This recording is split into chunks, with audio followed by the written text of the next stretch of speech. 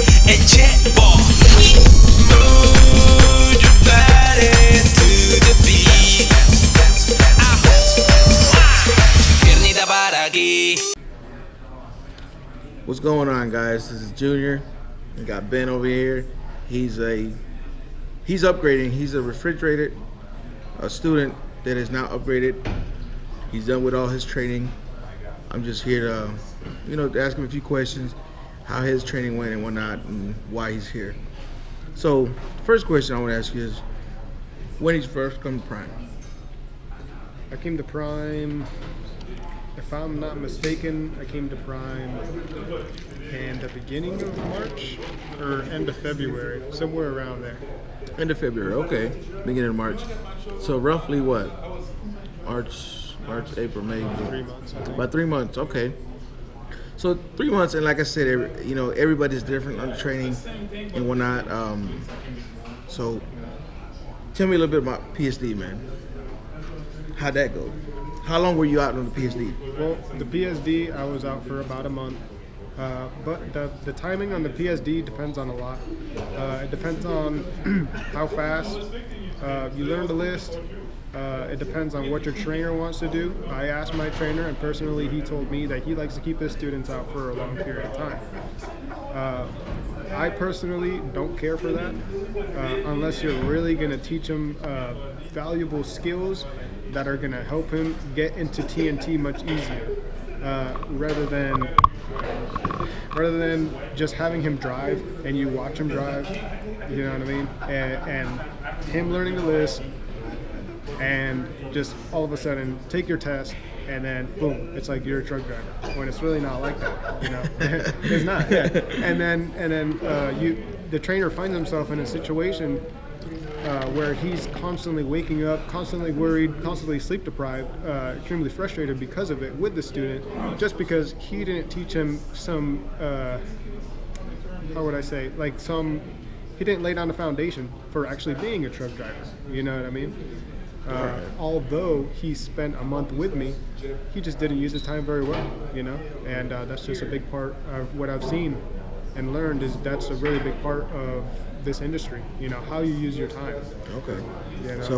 So you was out 4 months, and then you did your pre-trip, you did backing out there, or how did that go, the backing? Well, with the backing, you know already about that because I've explained to you. Okay. I guess it just depends the trainer you get, of course. And everybody's different. Every trainer's different. Every trainer's got their own set of, how do I say this? A flow chart they go by. We're going to do it like this. This is going to happen. Backing, and driving and stuff. Now, did you do a lot of driving? Yeah, I did quite a bit of driving. Yeah. Which is important. I hear that driving is a key factor to being a successful driver. Now, did you drive days and nights, or just days, or what? How did that work? In PSD, you can only drive during the day. So during the PSD phase, it was just during the daytime. Probably, it just depends. Anywhere between 3 and 6 hours at a time. You kind of just work your way into being seated for so long. Okay. It might not be as hard for some people, but for me it was. Because my job, my previous job, or my previous career wasn't at all related to sitting. There's a lot of walking around and stuff. Okay. Now, after the month, you got the PSD down. You came back and you tested. Did you have any practice on the pad? Yeah, we practiced quite a bit on the pad. I think we were here for a total of 3 days, if I'm not mistaken. And during those 3 days, we did constantly practice all day, every day.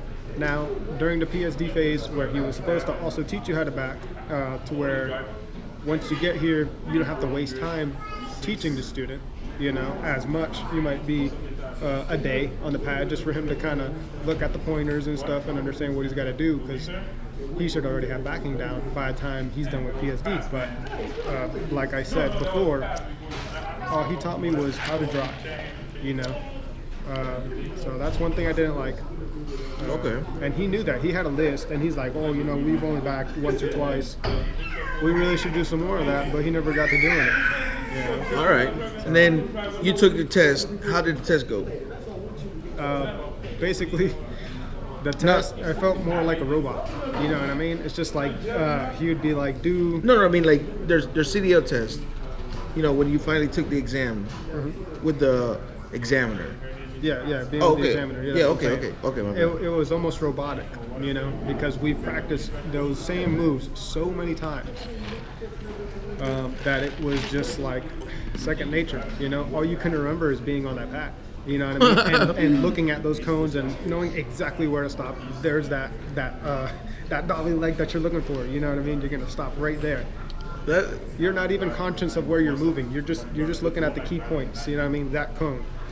This dolly leg, you know what I mean? Back up to about this much. Leave about this much room in front of the truck so you know your trailer's not sticking So out. it sounds like you had it down pat. I mean, Yeah. you know. Just for the sake of the test, yeah. But in real life, it's not really like that. There isn't any cones or pointers you really look for. And that's the reason why I say, you know, try to get as much backing out there as you can, so you don't come over here and learn just the pointers. You actually learn in the back.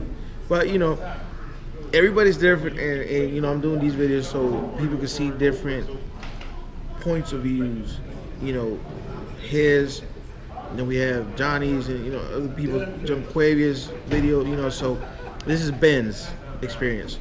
Everybody's different. Everybody, you know, goes through it differently. So that's why I'm doing this, so we can compare, you know, the different aspects of one person's training versus another and another. So on the TNT phase, how many miles did you have to do on the TNT?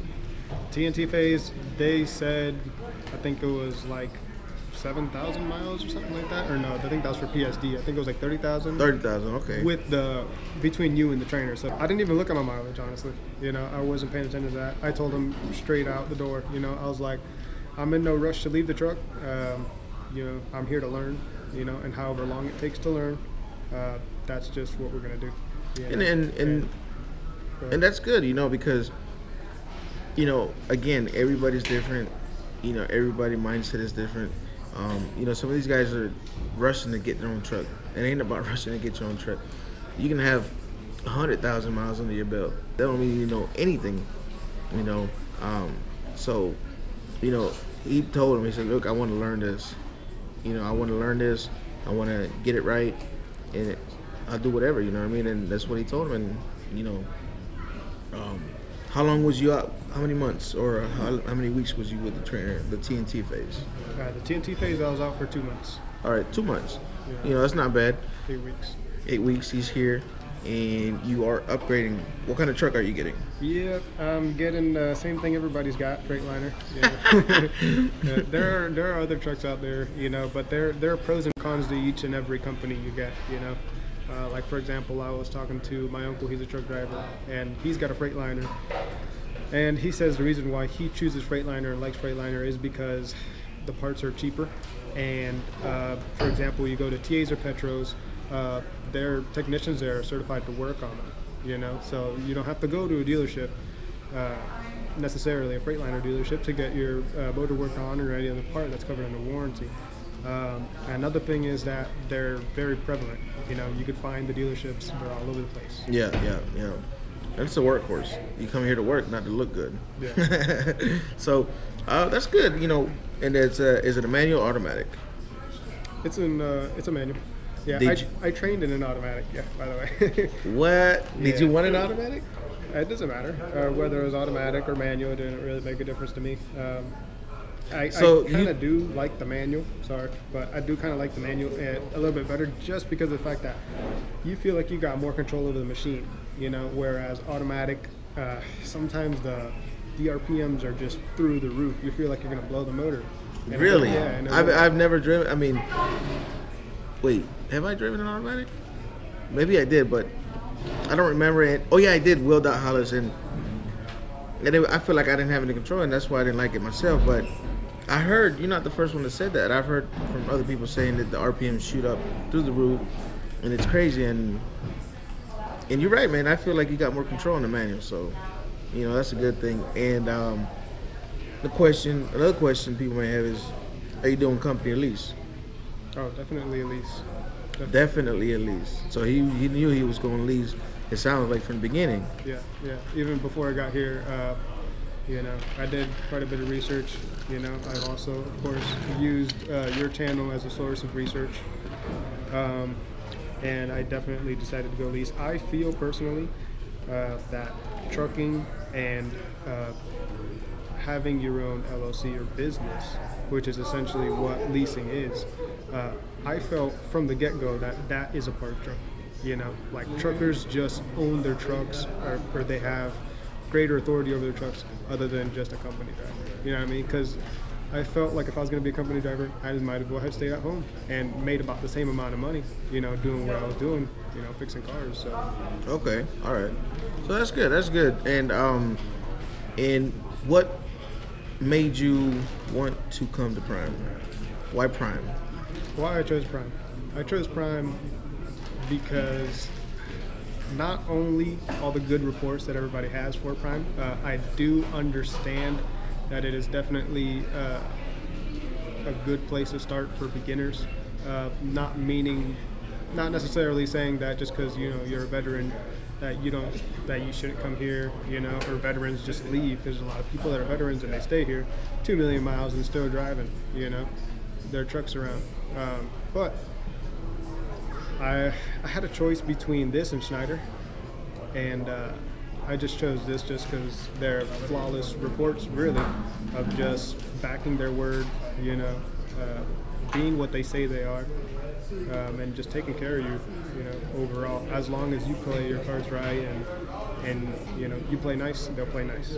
All right. Now, what's one advice, or what advice would you give the newcomers or other people wanting to come into this industry?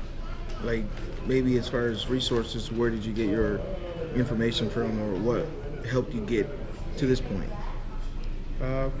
Or prior to coming in, right? What got you wanting to choose this company? Right. Well, I did obviously YouTube. Everybody goes on YouTube and just looks at videos. I've seen quite a bit of videos of people who are saying, I left Prime for a certain reason. They go to other companies where experience is absolutely required, which goes back to what I said before, that this is definitely a good place for people to start that have no experience in it. They train you from bottom. You come in nothing, they make you all the way through. They make you a good driver. Yeah, the training is a lot longer than other places. Some people find it ridiculous. But at the end of the day, it's worth it. And regardless of the fact, if you don't have a CDL and you're coming into a company, you're going to have to do a year, or minimum of 8 months, like CRST and stuff like that. Schneider also a year, but their training, it just didn't convince me, I mean, I've talked to Schneider drivers out in truck stops and stuff and whatnot, and they like it, but just you can't get this kind of training anywhere else that I've known. Other than that, just other websites that I can't think of off the top of my head, that they basically rate companies and based on people's opinions and things like that, and Okay. By far Prime was the top rated, so, and second was Schneider, which is why I say I consider Schneider. They do dry box and stuff like that. They do some tankers, but yeah, that's the reason why I chose Prime out of anybody else. Okay, all right, that's good. And like I say, guys, I'm just, Ben is here to upgrade. I've met him before when he was in training. I wasn't able to. When he came in, I think I missed you by a few days. Yeah. I could have trained him, or we had a chance to train, because he lives down in Florida. I live in Florida. That's a big thing for me. So, I think. I can't remember what happened, but he had already got a trainer assigned, and I was like, dang, but it is what it is, and, things happen for a reason. So, Ben, upgrading, lease, refrigerated, he's out there, he's about to do his own thing, and, yeah, man, you excited? Yeah, I'm excited, man. It's not a mobile home, it's like a mobile room. It's like your own room. You just live in there, and it's all yours. Nobody can tell you pick something up or make your bed if you want to or not. Yeah, It's your own yeah. little space, your own little thing, you know. So Right. it is a sacrifice, but I say as long as you have a long-term plan, a long-term goals, and you follow through with them, all the sacrifices are 100% worth it. Okay, that's good. That's good. All right, guys. I'm not gonna make this any longer. That's Ben's story. That's what he did and what he's doing, and I wish him well. Wish you the best, man.